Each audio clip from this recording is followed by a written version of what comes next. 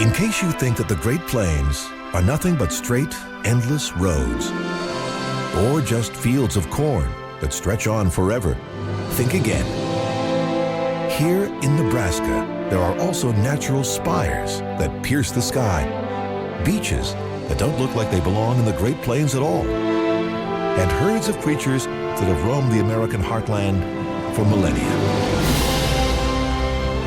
Aerial Nebraska soars across great wide-open spaces where the American West begins.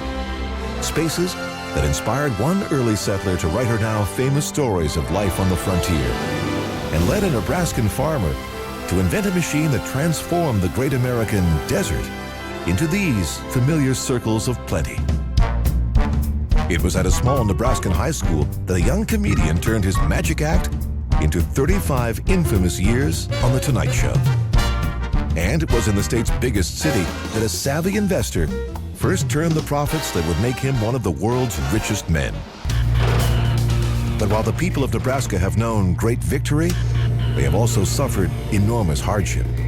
It's here that a native tribe was forced into exile on a trail of tears, where great storms of dust once drove many right off their land, and where terrifying tornadoes still ravage entire towns today. From the air, there's no end to the wonders of this Great Plains state, from rugged badlands where amazing ancient creatures once roamed, to a river valley still lined with the scars of those who settled the West, to miles of open prairie where American buffalo still roam. All this in the surprising land of Nebraska.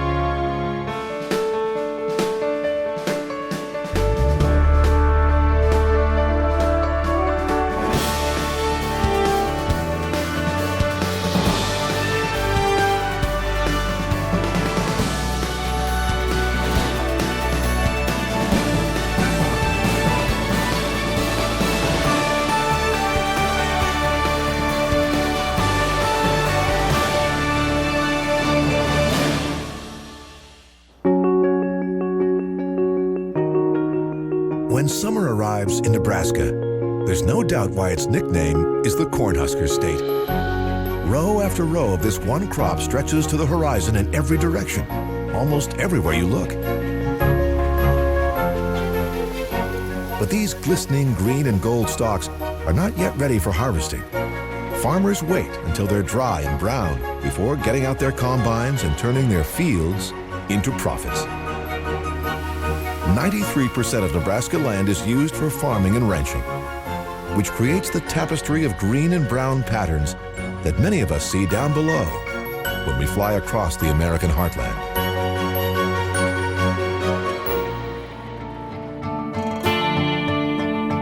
But 200 years ago, none of these elaborate patterns existed.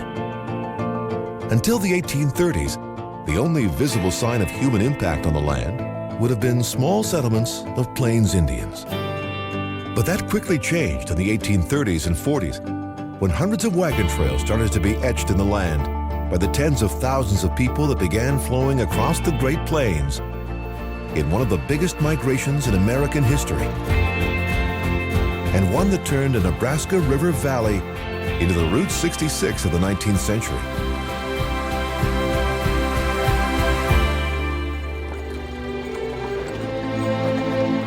Most pioneers who set out for Oregon and California knew that crossing the endless prairie of the American heartland wasn't going to be easy.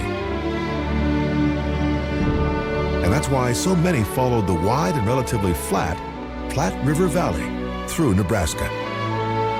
Those traveling on the Oregon Trail came up through what's now Missouri and Kansas, while Mormon settlers on their way to Utah arrived through the Iowa Territory.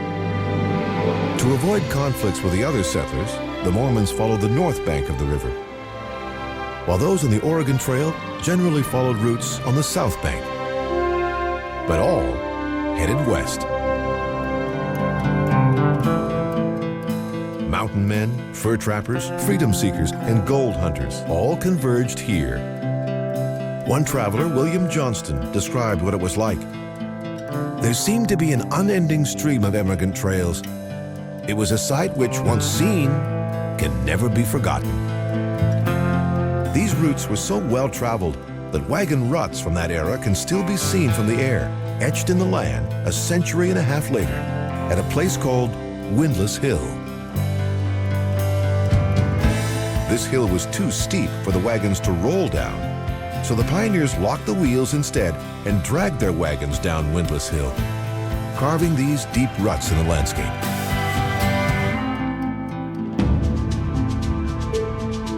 At the time, this region was only sparsely inhabited by Native Americans. And while settlers may have read sensationalized stories of Indian attacks, there was little actual risk of attack while they crossed Nebraska. What they did have to deal with were wagons tipping over, fierce sun and storms, poisonous snakes, and illness and accidents far away from doctors. Not to mention the daily challenge of feeding themselves and their oxen. As one traveler wrote, there was no wood, poor grass, plenty of muddy water. And unclean water could spread disease. Many died from cholera on the route and were buried in unmarked graves along the river where they fell. A few families managed to bury their dead here at the Ash Hollow Cemetery before they forged on. West of Ash Hollow, the open prairie stretches on, seemingly forever. It was here that many travelers started to scan the horizon, eagerly hoping to spot the first of a series of famous landmarks that would provide proof of their progress. Two soaring sandstone buttes known as Courthouse and Jail Rocks. Whoever first named these impressive formations could never have known that the names they gave them would soon be legendary and mark a welcome sight for the tens of thousands who followed. But setting eyes on Courthouse and Jail Rocks was only a temporary fix. As soon as the pioneers guided their wagons past these dramatic bluffs, they were trudging again across more monotonous prairie, and were soon scanning the horizon once more for a second marker on the trail. A sight that took most travelers 2 more days to reach. When they finally did, they were awed by what they saw. A stunning pinnacle that shot 500 feet up from the prairie and appeared to pierce the sky. Chimney Rock. For pioneers who had not yet set eyes on the landscapes of the American West, Chimney Rock was a hint of the wonders that lay ahead, which was one reason that this was the most mentioned landmark on the trail. Chimney Rock is actually made of clay, not stone, and until recently was 5 feet taller than it is today. A lightning strike in 1992 sheared 5 feet off the top of this impressive spire. Ever since it was first spotted by westbound pioneers, Chimney Rock has remained a favorite landmark for many crossing Nebraska. Which is why an image of the rock towering over a covered wagon was chosen for the Nebraska State Quarter. Today, Interstate 80 passes by Chimney Rock. This transcontinental highway stretches from New Jersey to San Francisco and follows the Platte River Valley as it passes through Nebraska, just like the Oregon and Mormon trails once did. Travel west on this highway, and you'll be on your way to Salt Lake City. But travel east, and you'll pass right through Nebraska's biggest city. A place once famous for liquor, brothels, and gambling, but is now celebrated as the home of a visionary investor known as the Oracle of Omaha.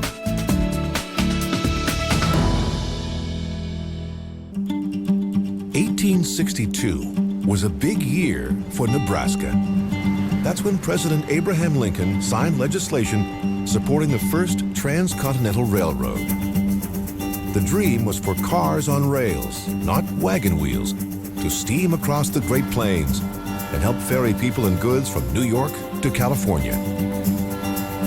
For the new westbound rail lines, Lincoln chose a starting point in the Nebraska Territory, the city of Omaha.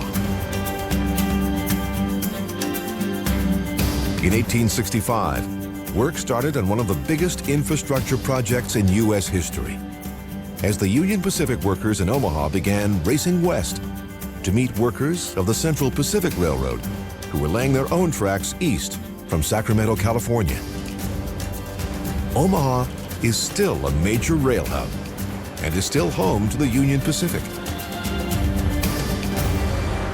But today, many don't think of Omaha for its railways, but for another corporate giant that's hard to spot from the air. Fly over the city of Omaha, Nebraska today, and you'd never know that it's home to one of the biggest and richest companies in America. That's because its headquarters aren't covered with a giant corporate logo. This plain-looking office tower is home to Berkshire Hathaway, the $430 billion company founded by a man known as the Oracle of Omaha, Warren Buffett. He's one of the most successful investors in history and got his start right here in town. Buffett grew up in this small white house on Barker Avenue. From a young age, he proved he had a knack for investing. He used to buy Coca-Cola from his grandparents' grocery store and then sell it for a profit. He would later go on to become Coca-Cola's biggest shareholder.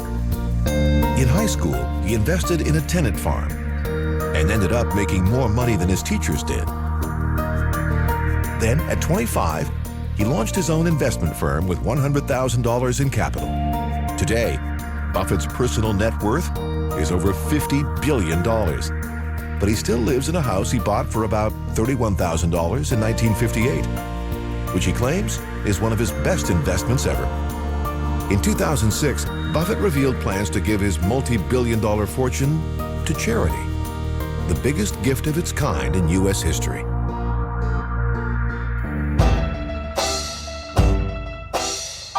When Warren Buffett was born in 1930, Omaha was undergoing big change. For more than 30 years, it had been ruled by a notorious crime boss named Tom Dennison, whose nickname was the Old Gray Wolf. Dennison had arrived in Omaha in 1892 with $35,000, which he turned into a fortune controlling the city's thriving prostitution, gambling, and bootlegging businesses right up until the 1930s. In 1932, Dennison was charged with conspiracy, but a jury was unable to decide on a verdict, and the case was declared a mistrial.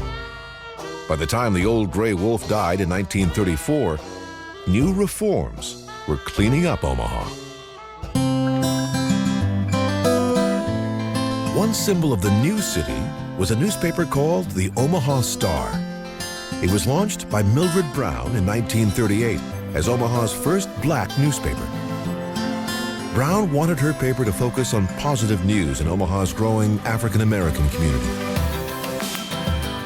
She named it the Star because she saw it as a guiding light for many African-Americans who, like her, had traveled up from the South with the Great Migration to seek freedom and opportunity in northern cities like Omaha.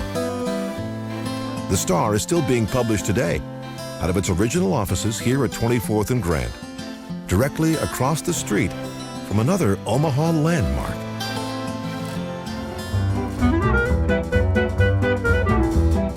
Starting in the 1920s, this red brick building was the heart of Omaha's thriving music scene.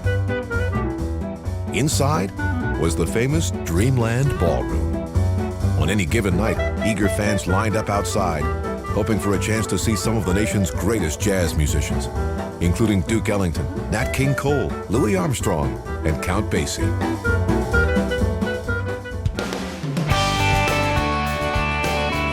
Today, Omaha's music scene continues to thrive.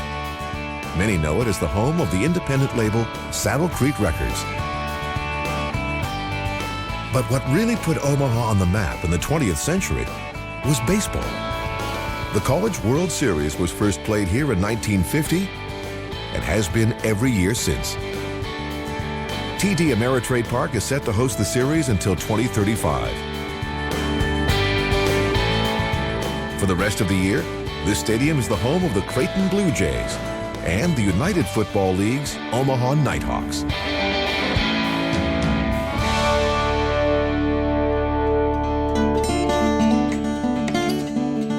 From a railroad town to a city famous for an underworld crime boss to a home for jazz greats and World Series athletes, Omaha has managed to keep up with changing times.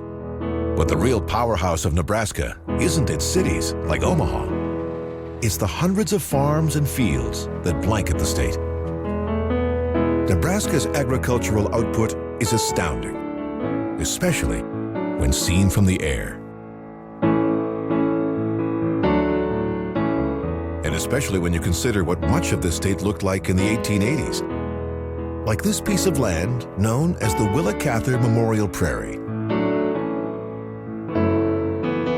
It's named for writer Willa Cather, who arrived in Nebraska in 1883 as part of a giant wave of settlement that transformed the Great Plains into the industrial powerhouse it is today.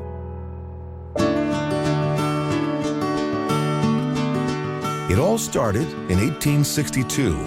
That's when President Abraham Lincoln signed the Homestead Act into law. Its purpose was to settle vast swaths of what the U.S. government considered empty land, even though much of this land was still lived on and sacred to many Native American tribes.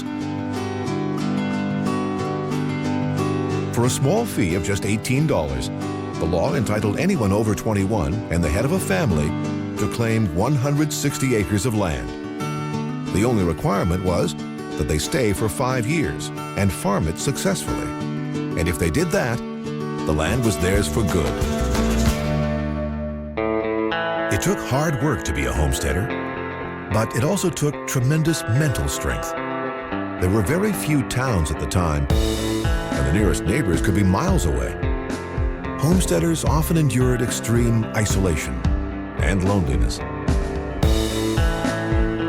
Nebraska novelist Willa Cather, a homesteader herself, put it this way in her novel, My Antonia. There seemed to be nothing to see. No fences, no creeks or trees, no hills or fields.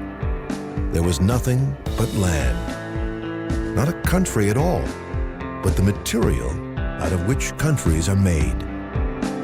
The task of turning 160 acres of empty prairie into productive farmland using only the simplest of tools could be overwhelming. Alone, out there on the plains, many suffered from what's been called prairie madness. Some just packed up all they could and gave up. But others stuck it out. Today, many family farmers here still work the fields that were first plowed in Nebraska by their forebears. These days, modern-day farmers may use high-tech tools, but it's still hard work to turn prairie soil into profits. Back in 1867, it was thanks to the hard work and productivity of its farmers that the Nebraska Territory was deemed ready to become the nation's 37th state. When Nebraska was a territory, Omaha had served as its capital. But after statehood, a town called Lancaster to the southeast was chosen instead and renamed Lincoln. But it took 3 tries for Nebraska to build itself a new state house. The first 2 capitals had to be torn down because of structural problems. In 1920, the state held a national design competition. The winning plans promised to make Nebraska stand out from the other 36 states that had come before it. It was the first state capital in the nation that did not follow the common neoclassical designs used by other states. And for the U.S. Capitol in Washington, D.C., Nebraska's State House was designed to look like an office tower instead of a Roman temple. Finished in 1932, it stands 400 feet tall and is capped by a dome of mosaic tiles. On top is a statue known as the Sower, an iconic figure sowing seeds to celebrate Nebraska's rich agricultural heritage.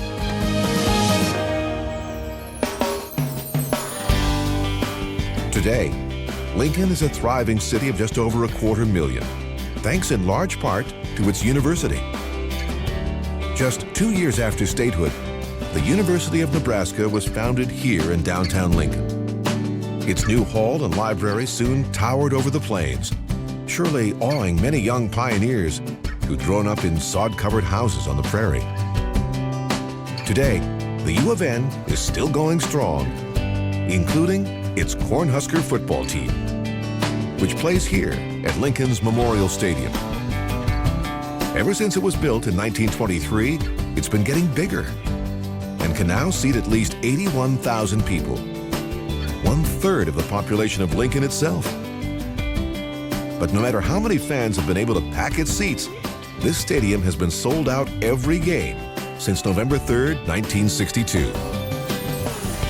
One reason for that is legendary coach Tom Osborne, who reigned here for a quarter of a century. He led the team to back-to-back College Bowl titles in 1994 and 1995. Other University of Nebraska bright lights include Tonight Show host Johnny Carson and author Willa Cather. Sports are serious business for U of N students, but you won't find anyone running on this track on the west side of campus. That's because it's for farm machines, not people. It's part of a facility called the Tractor Test Lab. It was established in the 1920s to protect consumers from false advertising claims made by tractor manufacturers. Today, lab workers use this track to run new models of American tractors through their paces and ensure they meet tough international standards. Once they receive a stamp of approval from the U of N, they're allowed to be sold in countries around the world. Today, tractors are high-tech tools. Whether they're planting or harvesting, many models are guided almost entirely by GPS technology that helps make modern-day farming one of the most efficient industries in the country and creates fields lined with perfectly planted rows of crops. But it's not tractors that create the amazing tapestry of green and brown circles that we see when we fly across the Great Plains. It's the work of a Nebraska native whose dreams of inventing a super sprinkler enabled farmers to turn millions of dusty acres into fields of gold.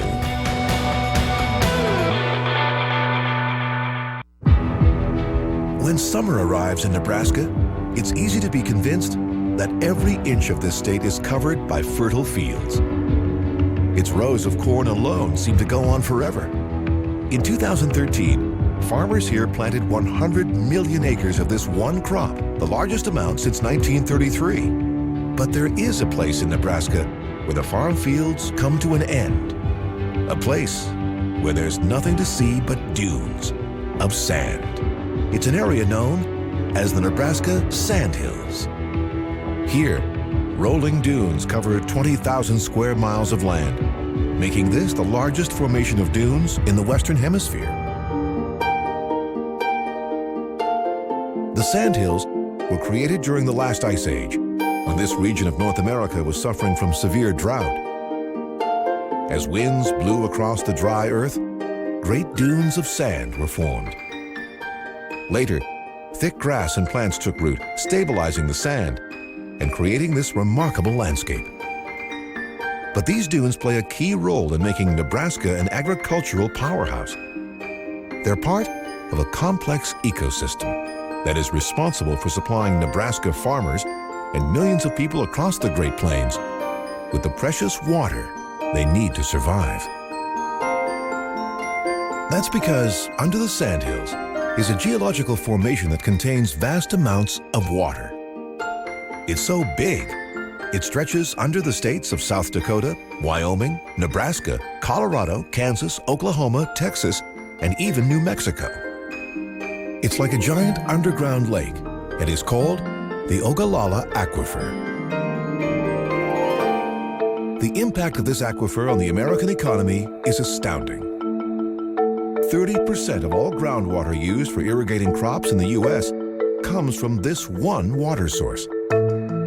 Scientists discovered the Ogallala Aquifer in the 1890s, but even though they knew it was there, farmers didn't have an effective way to get that water out of the ground and onto their crops, which is one reason they suffered hard during a famous period known as the Dust Bowl. In the 1930s, farmers across western Nebraska and throughout the Great Plains were overplowing their fields after years of good rain and productive yields. When the rain stopped, the winds started to howl. picking up giant clouds of dust, since the grass to hold it in place had been plowed under. It destroyed entire fields, blinded cattle, and ruined machinery, bringing farmers to their knees. One farmer later described what happened. The birds fluttered, the rabbits ran, and the sky turned black. We thought it was a twister. The dust lay so thick in the back bedroom we just moved the mattress into the middle so we could sleep. Many Nebraskan farmers lost their farms to clouds of dust, even though those same farms stood right on top of one of the greatest sources of fresh water in the world. At the time, the technology to tap that water successfully had not yet been invented, which is why the Great Plains was often called the Great American Desert. But fly high over western Nebraska today, and in places, all you see are green fields, endless circles and squares of corn, alfalfa, and wheat. Nebraska now has more irrigated land than any other state. So how did the Great American Desert become one of the most productive areas of land in the world? The answer is a Nebraska inventor named Frank Zybach. In 1947, Zybach was living in neighboring Colorado. A tinkerer from childhood, he dreamed of finding a way to tap the water in the Ogallala Aquifer and spread it on fields using a super sprinkler, something that wouldn't require heavy manpower or moving pipes and pumps every time a new section of field needed watering. In 1949, he introduced his brilliant solution, which he called the Zybach self-propelled sprinkling apparatus. It was essentially a long sprinkler on wheels that could turn in a circle from a central pivot point and spray water in all directions. And best of all, it was self-powered. The water pumped through its pipes drove gears that turned the sprinkler's wheels. Zybach returned to Nebraska in 1952, and soon the state's farmers were using his central pivot irrigator. All they needed to do was dig a well to the aquifer, pump the water into the irrigator, and then let it go. In just 72 hours, even while a farmer slept, a single irrigator could cover an entire field evenly with the water its crops needed. Some called it the best thing since the invention of the tractor. Today, when NASA scientists focus their cameras down on the area that was once called the Great American Desert, this is what they see. Endless green circles and squares, all fed by the natural wonder of the Ogallala Aquifer and an innovative technology designed by a Nebraska native.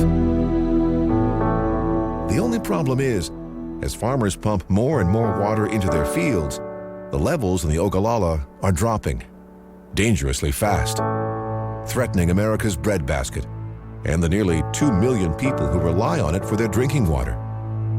Some fear that in just 20 years, the water will be gone and the Great American Desert will be back for good. That's why some farmers have voluntarily reduced the amount of water they pump out every year. But strangely enough, scientists have discovered that the desert-like landscape of the Nebraska sandhills is essential to the aquifer's survival.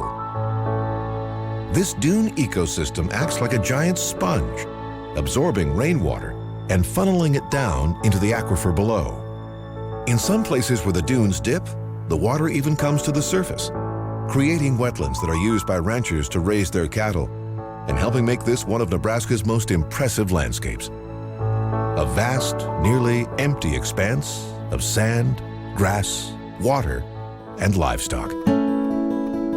Ever since the Dust Bowl, Nebraskans haven't been taking any chances to make sure they have the water they and their crops need. In 1936, work began on a giant new dam project to create 2 new reservoirs known as Lake McConaughey and Lake Ogallala.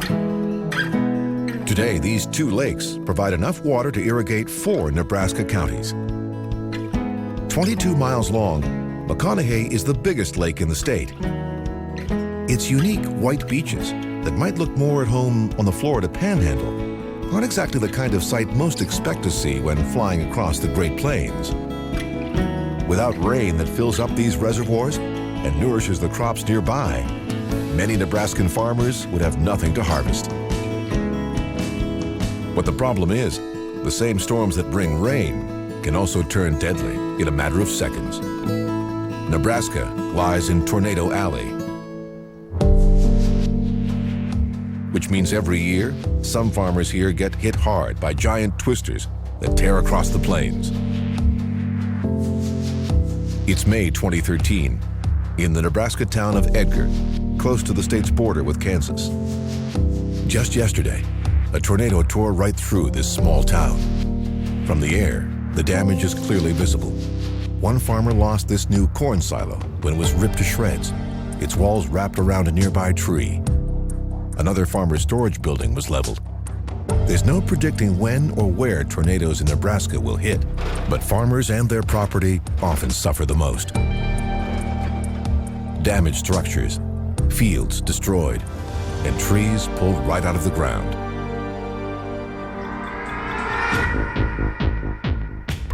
Today, catastrophic winds can transform entire Nebraska communities in seconds. But in the far west of this state, it took millions of years for wind and rain to create what is now one of America's most stunning landscapes.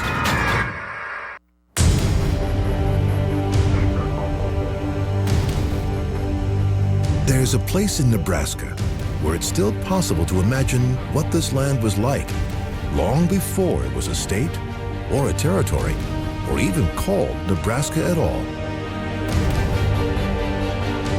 A place where the prairie drops away to reveal a moonscape of jagged sandstone cliffs and canyons.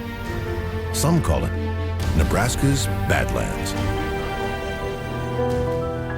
It's also known as Toadstool Geologic Park and was formed millions of years ago when a broad river flowed across western Nebraska and carved a path through a bed of ancient sandstone rock.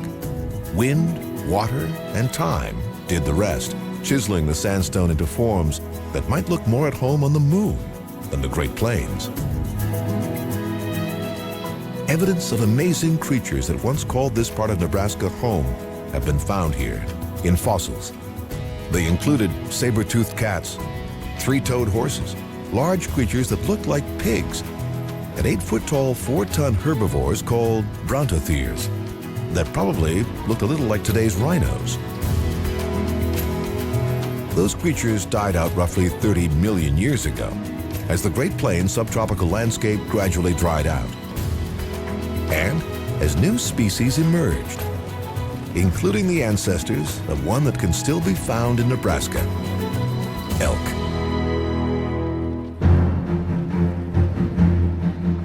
Today, 100 head of elk roam free here at the Fort Niobrara National Wildlife Refuge. It was created in 1912 by President Theodore Roosevelt to help protect the wildlife that called the Great Plains home and were being threatened by hunting and settlement. This refuge covers more than 19,000 acres. It lies on the banks of a Nebraska treasure, the Niobrara River, which carves a lush green path west to east across northern Nebraska. Before pioneers and settlers claimed this fertile valley as their own, it was the homeland of a tribe called the Ponca. They fished its rivers, hunted on nearby prairie, and sheltered in homes made of earth and animal skins.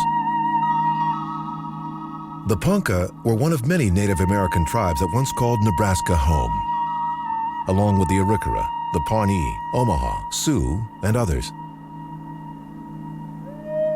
By 1800, historians believe there may have been as many as 40,000 Native Americans living in the region. But in less than 100 years, their way of life would be destroyed by the arrival of the U.S. government and thousands of settlers.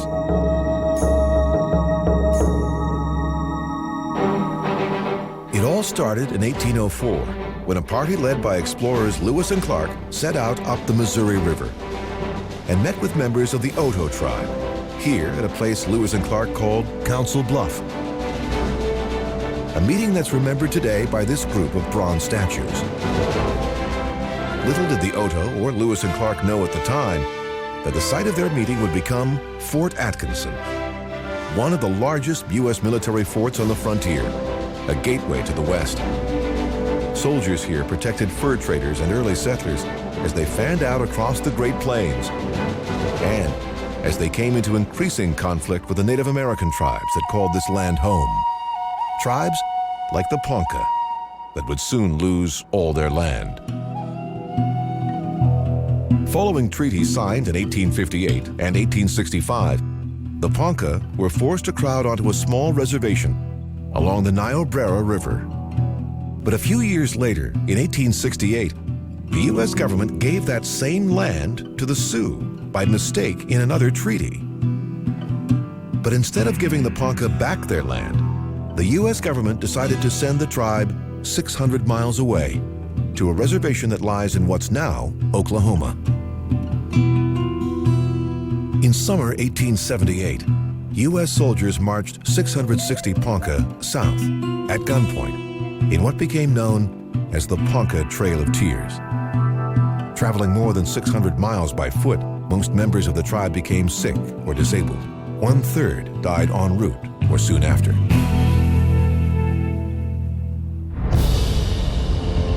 In 1879, the great Ponca chief Standing Bear left Oklahoma and led a group of Ponca back to Nebraska. But before they could reach their homeland in the Niobrara Valley, the chief was arrested. He was brought to Fort Omaha, which stood here on the Missouri River. On the former fort grounds lies the house of General George Crook, who arrested Standing Bear under orders from Washington. But Crook quickly realized that Standing Bear's treatment was not only unfair, but immoral. At the time, the U.S. government did not actually consider Native Americans to be people with the same rights as white American citizens. It was in this house that Crook worked secretly to help publicize Standing Bear's mistreatment and help the chief sue the government for his freedom by arguing that he too was a person with the same rights as any other. Speaking through an interpreter, Standing Bear argued, "My hand is not the color of yours, but if I pierce it, I shall feel pain. If you pierce your hand, you also feel pain. The blood that will flow from mine will be the same color as yours. I am a man. God made us both." Standing Bear's historic case, which he won, kicked off a long battle for Indian rights that finally led the U.S. government to grant Native Americans citizenship in 1924, and is still being waged today all across the nation. In Standing Bear's lifetime, great change swept across Nebraska.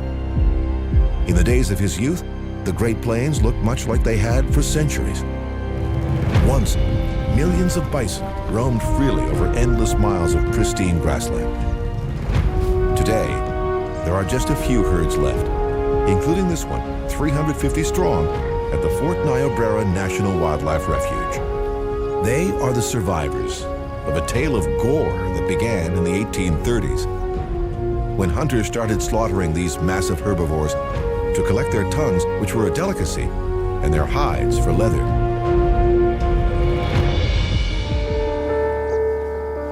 One of those hunters was a man named William Cody, better known as Buffalo Bill. He acquired his famous nickname in a hunting contest when he killed 69 bison in a span of just 8 hours.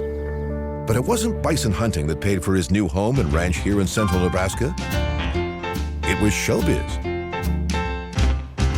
Long before there were colorful Hollywood westerns, there was Buffalo Bill's Wild West. The frontier-themed spectacle included horse riding, cattle roping, and an appearance by Annie Oakley, the notorious sharpshooter. Buffalo Bill took the show on the road, across the U.S., then to Europe, where he helped the American frontier grow into legend. With the money he earned, Buffalo Bill bought 4,000 acres of land here, near North Platte, and built himself a Victorian mansion. He called the property Scouts Rest Ranch. Today, it's the centerpiece of the Buffalo Bill State Historical Park. Even while Buffalo Bill was working as a showman, he was also a real rancher, raising cattle at Scouts Rest Ranch, in an age when the Nebraska beef industry was just starting to take off. Today, there are about 4 cows for every 1 person in Nebraska. They begin their lives on the ranch land that covers half the state. But their last 3 to 6 months are spent in feedlots like this one. The primary goal of the feedlot is to do exactly what the name suggests: feed and fatten up the cows before they're sent to the slaughterhouse. Ranchers pay these facilities so their cattle can be sold to the meat packers for the highest price. They're fed a high-energy diet that gives the meat its fatty, marbled appearance. The weight of a cow in a feedlot can nearly double in just 90 days. Representatives from the meat packers come here to see what they're buying and strike deals with the ranchers.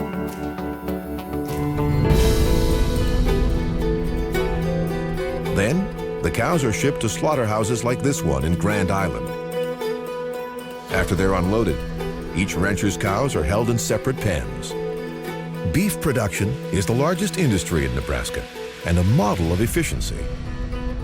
Long ago, when Plains Indians hunted American bison, they found a use for every part of the animals they killed. Today, the modern meat industry uses every part of every cow slaughtered for one product or another. An average cow weighs about 1,300 pounds. More than half of that is edible beef. The rest is used for leather upholstery, fishing line, pet shoes, and even as ingredients in gummy candies. In 2006, a federal crackdown on illegal immigrants from Mexico left these meatpacking plants with a shortage of workers.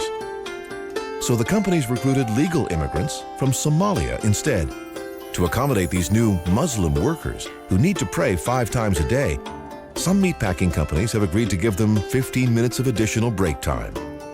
But that doesn't slow down the seemingly endless stream of cattle that are herded into the plant, helping Nebraska slaughterhouses produce close to 8 billion pounds of red meat a year.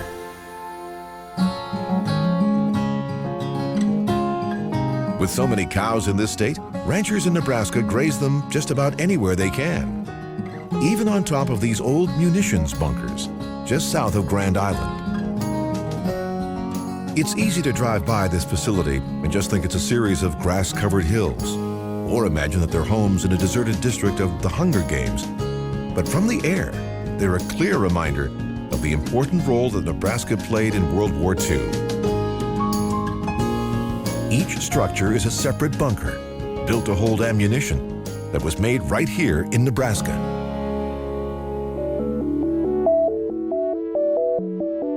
A vast complex of World War II bunkers may be a surprising sight on the Nebraska prairie, but it's not the only one. To the west, pivot point irrigation circles blanket the landscape. But there's one circle here that stands out from the rest.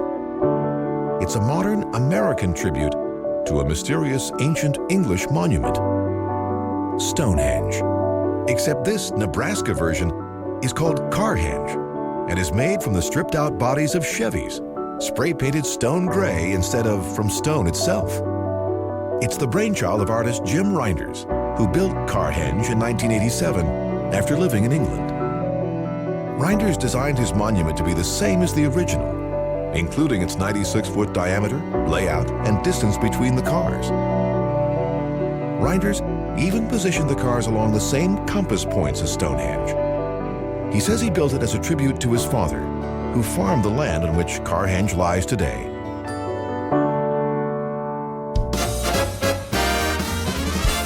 One Nebraskan in particular who would have appreciated Carhenge was comedy genius Johnny Carson. This is the city of Norfolk, on the state's eastern side. Long before Carson became the star of The Tonight Show and America's most beloved comedian, he grew up here. His family moved to Norfolk when he was 8 and lived in this small brown roofed house. When he was 14, he went to this Norfolk school, now named Johnny Carson Junior High. There, he developed a magic act, which he called the Great Carsoni. It became a local hit. Johnny would later feature his Carsoni character on The Tonight Show.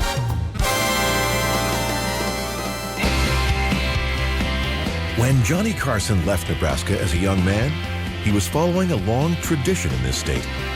A tradition of heading out across the Great Plains to seek fame and fortune in the West. But unlike Carson, many before him discovered Nebraska on foot, wagon, and horseback. That's how they would have first set eyes on these towering forms that are known as Scott's Bluff. As they wound their way through these impressive towers of clay, Native Americans and pioneers alike were awed by the power and ancient beauty of these 33-million-year-old landmarks.